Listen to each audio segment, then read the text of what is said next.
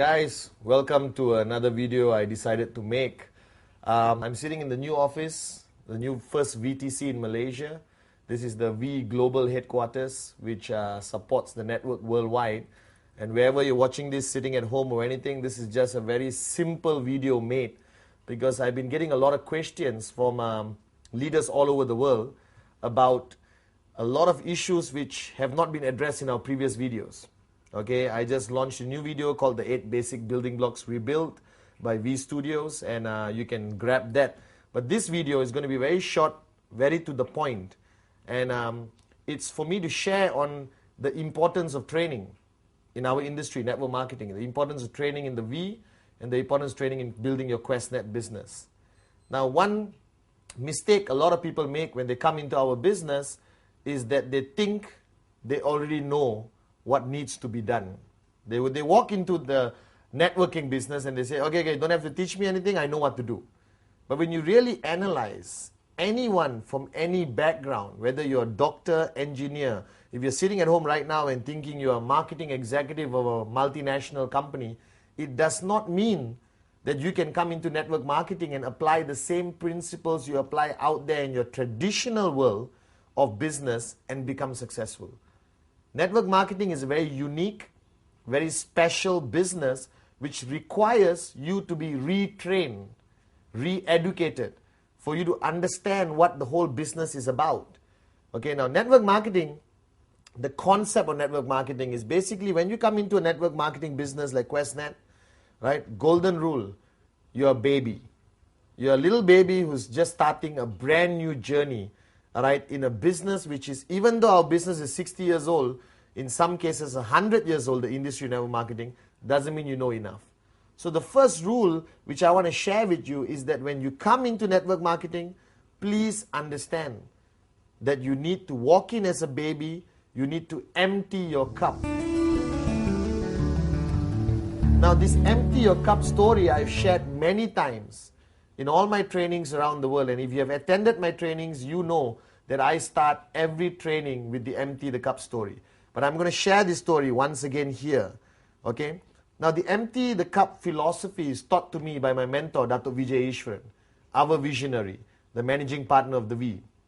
And when he shared this story to me many years ago, I did not quite understand the importance of this story. But as I went along being a student, learning from him, I realized that this story was a turning point in my life, right? And that my weakness for many years before, all right, was because I did not empty my cup. So here's the empty the cup story, okay? The empty the cup story is very simple. It's based on a story about Master Suzuki, who is a Zen Buddhist master in Japan. True person, really exists. It's not the motorbike Suzuki, it's Master Suzuki, okay? And Master Suzuki ran a school, right, his school with many branches around Japan where young people from remote villages, not rich people, uneducated, all right, illiterate, young kids who want to learn a new way of life based on Zen Buddhism, admit themselves to his school and become his student, right? And there was one year when he invited 13 students to join the first year of class. There's 4 years before you remotely can be considered to be a master yourself or try to be a master. Okay, and there was 13 students. 12 of the students came from remote villages in Japan, very poor kids. And one kid sneaked his way, maybe by influence by his father or what, into Master Suzuki's class. All right, and this student was not from a remote village. He was from Tokyo, went to the US, got a degree, got a PhD, highly educated, and he came to the class. Now the first year in Master Suzuki's class, you don't do anything. All right, you basically sweep the floor, clean the toilets, you basically cook food for the seniors, empty the plates, clean the plates, a lot of mundane servant duties. And then you promote yourself, or you get promoted to year number 2. So after the first year, the students were just doing this. They don't get to touch a weapon, they don't learn martial arts, they don't learn the philosophy of Zen Buddhism, nothing. Just mundane cleaning work. Okay? And then, at the end of the first year, Master Suzuki lines the 13 students up in the courtyard, okay, and decides who gets promoted to year number 2. And he walks to the first student and say, congratulations, you go to the second year. Congratulations, you go to the second year. Congratulations, you go to the second year. When he reached this American qualified student, he looked at the boy and said, you're not ready. You stay back one more year in year number 1. Now the boy was shocked. And with his ego, he rationalized that Master Suzuki wanted him to stay back, all right, to basically guide the new incoming group of students. Okay, so for one more year, this boy had to clean the toilets, sweep the floor, cook food for his classmates who are now his seniors. You understand? Okay, and he went on for one more year, right, through these servant duties. Cleaning the toilet is not something I think you're very happy about, but they did it. He did it for one more year. Now, the second year, again, graduation for the first year students, including this boy. And Master Suzuki walked around saying, congratulations, you get promoted, you get promoted, you get promoted. Came to this boy and once again said, you're not ready. Okay, stay back one more year. Now, this time the boy lost it, big time. He lost his temper, he shouted, and he told his classmates, I'm going to go to Master Suzuki's hut and let the old man know how I feel. So he walked. He walked to Master Suzuki's hut, almost kicked the door down, barged in and started shouting at Master Suzuki. Okay? He shouted. Master Suzuki was sitting down, having a cup of tea, looked at him and said, calm down. Sit down, let's talk. And the boy calmed down, he sat down, okay? And then Master Suzuki looked at him and said, pour me a cup of tea. The boy poured. Now, when you pour a cup of tea, if you're right now having tea at home, you pour a cup of tea, when do you stop? You stop when the cup is almost full, all right, just at the brim, okay? And the boy stopped, logically, common sense. And Master Suzuki looked at him and said, hey, who asked you to stop? Keep pouring. Now, the boy listened and he kept pouring. When you pour more tea into a cup which is almost full or full cup, what happens? You're right, it overflows. And the tea started overflowing onto the table, onto the floor. After a few seconds, the boy felt like an idiot and he put down the pot and said, what are you trying to prove here? And Master Suzuki brilliantly looked at him and said, the reason why you never got promoted was because you are like this cup. You are full. Every knowledge, everything I wanted you to learn couldn't go in, it overflowed.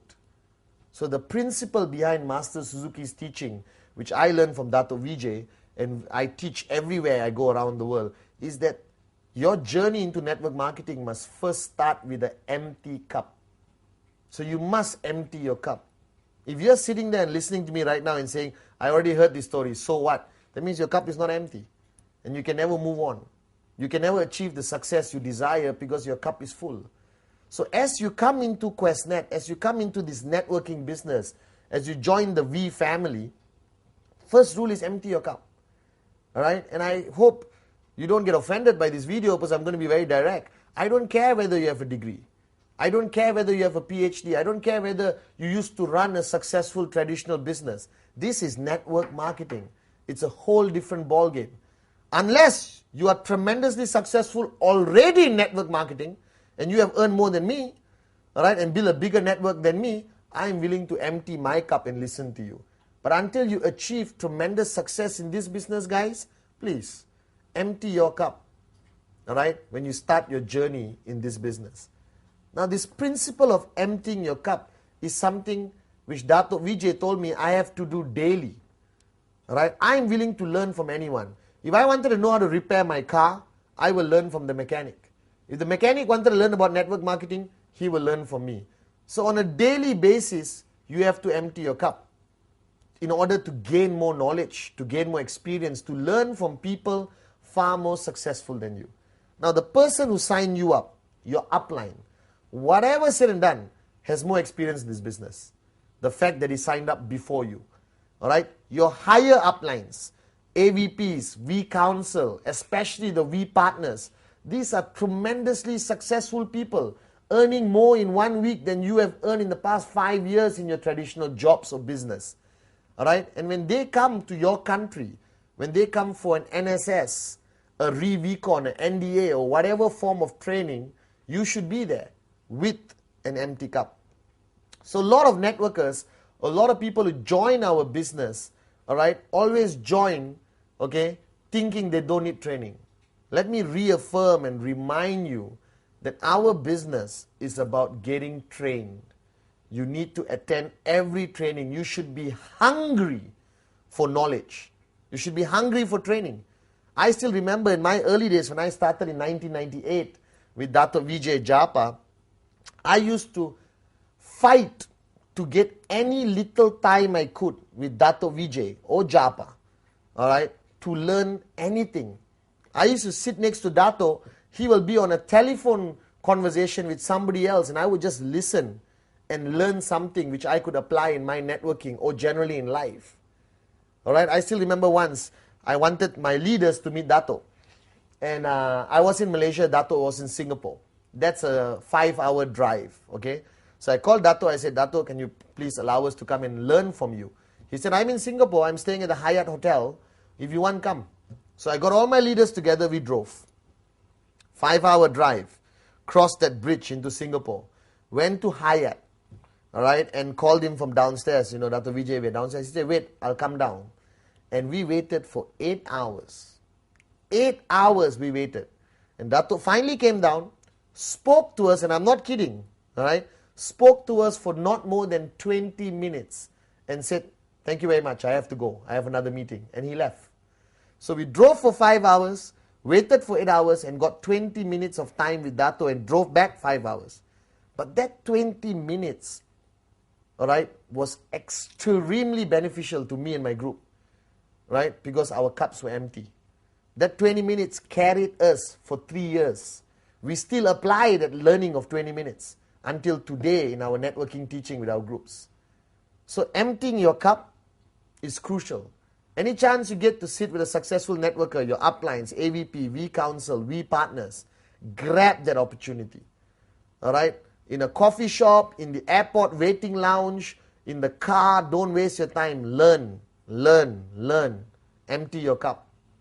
All right? Or not, you'll never make it in this business. Okay? Now, training, it's a big word.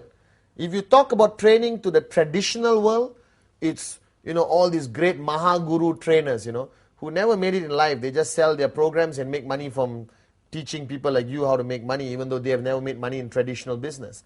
And you pay 2,000 US, 3,000 US to attend these great gurus of training. And you come back home, you never apply what they teach. You have a stack of books, 200 cassettes, which goes into your garage.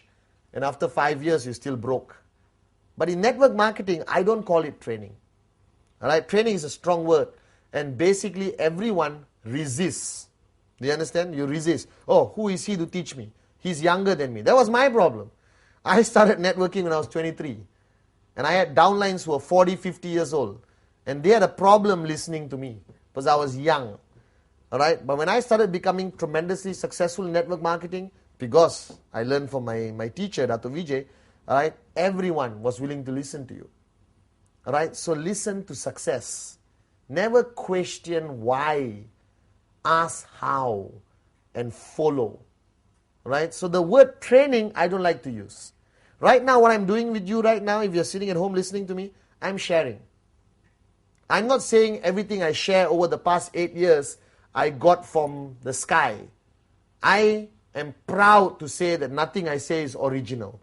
Everything I say I learned from somebody greater, more successful than me, especially Dato' Vijay Ishwaran, in this industry of network marketing. All right? And I respect that knowledge, I absorb that knowledge, and I share. So in the V, I don't like saying come for a training session. Hey, please go for this session. All right? Because the guy is going to be sharing his experience. And that's important.